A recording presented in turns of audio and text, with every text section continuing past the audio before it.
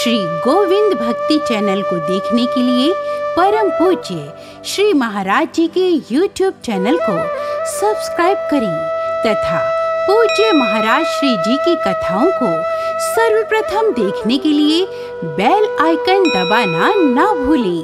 आपका 100% आलस दूर हो जाएगा। लेकिन ये आलस ऐसा चतुर है, ऐसा होशियार है, इतना हावी हो जाता है आदमी के ऊपर कि अब सर्दियों का समय तो आदमी पड़ा रहता है, अलार्म भर देता है, कि 4 बजे जगेंगे और कल तो बिल्कुल घूमने जाएंगे। और जैसे ही अलार्म बजा और उसको अलार्म को बंद कर देता है, बोले बस 5 मिनट और। अलार्म 5 मिनट में फिर बजता है तो फिर उसको दबा देता है, बंद कर देता है, बोले 5 मिनट और सो लो। और रजाई में पड़ा रहता है, कंबल में, सर्दियों में। और फिर बहाना क्या बनाता, बोले आज तो ठंडी हवा चल रही है, कल जाएंगे घूमने, आज रहने दो। ऐसे करके सो जाता है, 7-8 बजे तक सोता है। अरे बोले अब उठते हैं, तो उठने के बाद फिर उसको सोच होता है, सोच, शंका, दुख। क्या सोचता है वो, बोले अरे आज घूमने नहीं गया, मैं आलस में पड़ गया, चला जाता तो अच्छा रहता, पछताता है। लेकिन सुबह का जिसने आलस 2 मिनट का एक बार उठ करके थोड़ी सी ताकत करके और जाके मुंह धो ले ठंडे पानी से अच्छे से, बस बिल्कुल ठीक हो जाएगा, आलस आएगा ही नहीं। धर्म कहता है जागो, उठो, प्रभु को प्राप्त करो। अधर्म कहता है सो जाओ, मत उठो, भगवान को मत याद करो। अधर्म ये कहता है। तो अब तुम धर्म के साथ हो कि अधर्म के साथ हो, बताओ? हैं आप लोग धर्म के साथ हैं कि अधर्म के साथ हो? तो सुबह जल्दी उठोगे, हाँ जल्दी उठना तो धर्म तुम्हारे साथ रहेगा, और यदि नहीं उठे तो अधर्म तुम्हारे ऊपर हावी हो जाएगा। तो अधर्म की जीत हो जाएगी, धर्म की हार हो जाएगी। इसलिए हमें तो धर्म की साथी हैं हम लोग, तो धर्म की विजय करानी है। तो जल्दी उठोगे तो पूरा दिन आपका प्रसन्न चित्त होगा।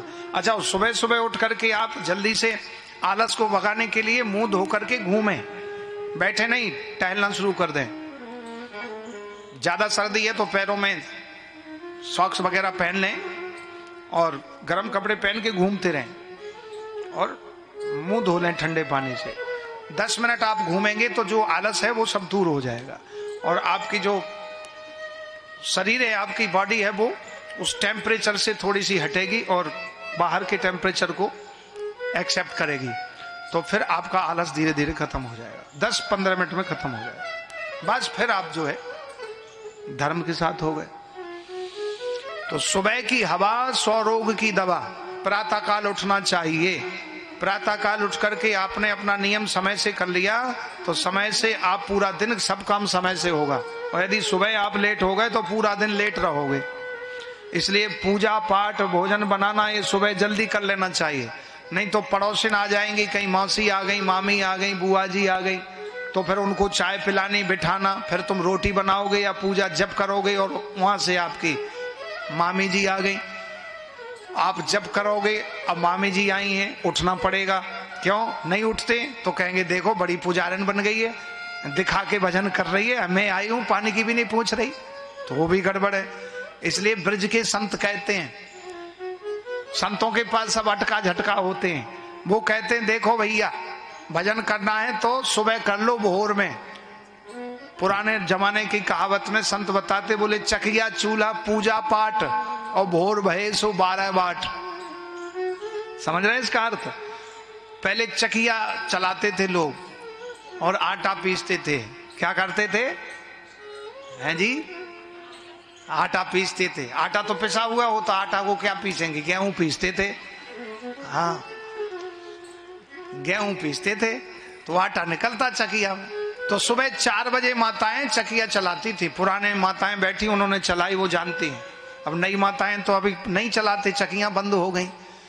अब जे सर्वाइकल हो रहे हैं, है ना, और जे दुनिया भर में सिर में दर्द हो जाता है, थायराइड हो जाता है, कंधों में दर्द हो जाता है, चकिया चलाओगे तो कुछ भी नहीं होगा। हाँ, ना तो डिप्रेशन होगा, ना सिर में दर्द होगा, और ना ही आपको थायराइड होगा और कंधे भी मजबूत रहेंगे। दोनों हाथों से चकिया चलती, जब ये थक जाता है तो दूसरे से चलाने लगते हैं। ऐसे हमने चलाई है, एक गुरुजी थे संत, उन्होंने सिखाया था। बहुत बढ़िया जो है मिट्टी का वो बना हुआ था, और दलिया पीसने वाली चकिया अलग होती है, आटा बनाने वाली, गेहूं पीसने वाली अलग, दोनों में अलग अंतर होता है। एक लकड़ी की वो बीच में कील के बीच में लगाते हैं, वो लकड़ी का ही कमाल है। हाँ, वो लकड़ी से ही, लकड़ी के बीच में जो गेहूं वो नहीं पिसते, तो उनको भी साइड में करके पीसना पड़ता है। तो चकिया चूल्हा पूजा पाठ और भोर भये सो 12 बाट। तो 4 बजे चक्की में गेहूं पीस के आटा बना लिया, इसके बाद में चूल्हा जलाया, रोटी बना ली, नहा लिए, पूजा कर ली, ये 6 बजे तक पूरा काम हो गया। फिर 7 बजे से कोई आगी लेने आता था, पहले चूल्हे होते थे ना, तो पड़ोस में से आगी भी लेके जाते थे, अग्नि। और फिर मिलने आ गए, बैठने आ गए, कोई रिश्तेदार आ गए, अतिथि आ गए, तो उनका स्वागत करना है। और यदि आप लेट हो गए पूजा करते समय, 10 बजे आपकी पूजा हो रही, आप बैठे माला जपने, और 10 बजे आपके मेहमान आ गए, तो पूजा छोड़ने पड़ेगी आपको, तो बस पूजा बेकार हो गई।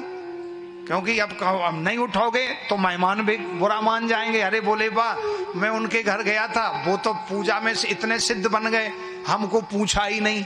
लो, ये और विचित्र बात, बोले हमको पूछा ही नहीं। किसी की तो पूछ होती है, उनको पूछा चाहिए।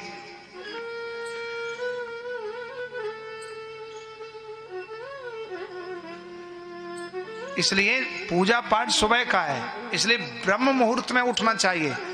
आगे कथा में वर्णन आएगा 10वें स्कंद में, भगवान की गृहस्थ लीलाओं का नारद जी को नाना रूपों में दर्शन हुआ। तो ब्राह्मे मुहूर्त उत्थाया पुनर्गौरज सार्वकम, भगवान श्री योगेश्वर कृष्ण ब्रह्म मुहूर्त में जाग जाते हैं, 3 बजे जाग जाते हैं, और स्नान करके अपने इष्ट का ध्यान करते हैं, और बड़े बड़े सिद्ध संतों के पास बैठ के विद्वत गोष्ठी करते, विचार विमर्श करते हैं, शास्त्रों पर चिंतन करते हैं, ब्राह्मणों से वेदों का गायन सुनते हैं। ये दिनचर्या भगवान की। और प्रातः काल जो उठता है वो कभी बीमार बहुत कम पड़ता है, यदि बीमार है तो वो ठीक हो जाता है। इसलिए आलस ही सबसे बड़ा शत्रु है इंसान का। आलस ही मनुष्याणाम शरीरस्तु महारिपु, सबसे बड़ा रिपु शत्रु है आलस्य। आलस्य कुतो विद्या अविद्यस्य कुता सुखम। आलसी व्यक्ति को विद्या नहीं आती, इसलिए आलस का त्याग करना चाहिए, और सुबह ब्रह्म मुहूर्त में उठना चाहिए। ये नियम श्री संत जी ने बताया आत्मदेव नाम के ब्राह्मण को। इतनी बात का जो आपने व्याख्यान सुना है, आत्मदेव नाम के ब्राह्मण को बता रहे हैं संत जी, जो फल दिया है कि बिना नहाए नहीं खाना, सुबह जल्दी उठना, जूठा नहीं खाना, झूठ नहीं बोलना, गाली नहीं देना, क्रोध नहीं करना, ये फल ग्रहण करने का नियम है। इतने नियम जो करेगा तो उसके हृदय में भगवान निवास करते हैं। जगन निवास, भगवान उसके हृदय में आके बैठ जाते हैं। और जिसको क्रोध नहीं आए, नियम बांध लो कि हमें आज से क्रोध कभी नहीं करना, चाहे कोई कितना नुकसान हो। क्रोध पाप का मूल, क्रोधाद भवति सम्मोहा, सम्मोहा स्मृति विभ्रमा। क्रोधी व्यक्ति, कामी व्यक्ति को तो शायद कुछ मिल जाए, लेकिन क्रोधी व्यक्ति को कुछ नहीं मिलता है सिवाय दुख और अशांति के अलावा। पूरे दिन एक व्यक्ति मजदूरी करता है, उसकी एनर्जी कितनी वेस्ट होती है, खर्च होती है, और उतनी एनर्जी, पूरे दिन की एनर्जी जो खर्च होती है, मेहनत करता है वो, उतना केवल 1 मिनट क्रोध करने से उतनी एनर्जी खत्म हो जाती है। क्रोधी व्यक्ति का हाव भाव, दिमाग बिल्कुल अलग हो जाता है। इसलिए क्रोध नहीं करना चाहिए। तो ये साधक, और वो फल ला करके ब्राह्मण ने पत्नी को दे दिया, धुंधली बाई को। धुंधली बाई ने वो फल खाया नहीं। संत के प्रति अश्रद्धा, भगवान के प्रति अश्रद्धा क्योंकि जिनके जीवन में संस्कार नहीं है उनका जीवन तो दुखी होता ही है, लेकिन उनसे होने वाली उत्पन्न संतान उनका भी जीवन दुखी होता है। इसलिए अपने बच्चों को संस्कार देने के लिए खुद संस्कारी बनना बहुत जरूरी है।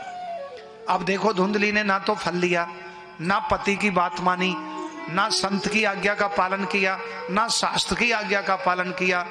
अब ना करने से वो फल क्या किया, उसकी सहेली आ गई, दूसरी बहन लगती थी, तो उस बहन ने कहा अरे तू क्यों इस फल को खा रही है, फल खा के कहीं बच्चा होते हैं, बालक होते हैं। तो गोकर्ण जी का जब जो गाय के पुत्र हुआ था तो उनका नामकरण हुआ, तो उनका बहुत सुंदर लग्न घड़ी ग्रह बार नक्षत्र, केंद्र में कुंडली में बड़े दिव्य अच्छे ग्रह बैठे हैं, उच्च ग्रह, श्रेष्ठ ग्रह। और धुंधली बाई पहुंच गई वहां, बोले क्या हो रहा है, बोले नामकरण, बोले ये मैंने बेटे को जन्म दिया, मैं ही नामकरण करूंगी। तो धुंधली ने तो उस बेटे का नामकरण किया जो धुंधली का नहीं था, बहन से लिया था, उसका नाम रखा। बोले मेरा नाम है धुंधली, तो मैं अपने नाम पे रखूंगी। बहुत लोग ऐसे होते हैं कि अपने मनमानी करके और बच्चों का नाम मन से रख लेते हैं, उस नाम का भी गलत उच्चारण हो जाता है और उस नाम का मीनिंग गूगल में देख के कर लेते हैं। गूगल अमेरिका में बना है और गूगल कंपनी अमेरिका वालों की है, तो अमेरिका को भारत की संस्कृति का कोई पता नहीं, भारत की संस्कृत की डिक्शनरी उनको पता नहीं है, इसलिए वो हिंदी डिक्शनरी में और संस्कृत डिक्शनरी में, संस्कृत शब्दकोश में उनका अर्थ उल्टा होता है। और उन्होंने जो है गूगल में ऐसे ऐसे नाम लिख करके शॉर्ट नाम अपने हिसाब से, विदेशी कल्चर वाले, उनके अर्थ अनर्थ हो जाता है। तो आजकल पढ़े लिखे लोग जिनको वास्तविक संस्कृति का ज्ञान नहीं, उन्हीं नामों गूगल में देख के बच्चों का नाम रख लेते हैं। उस नाम का प्रभाव बड़ा दुष्परिणाम होता है, फिर बच्चा वो बिगड़ जाता है, माँ बाप की बात नहीं मानता। तो धुंधली ने कहा कि मेरा नाम धुंधली है, मैं अपने नाम से रखूंगी, मैं अपने बेटे का नाम। ब्राह्मण देवता ने कहा ठीक है रख लो। क्या नाम रखा? उन्होंने नाम रखा धुंधकारी, और धुंधली का नाम है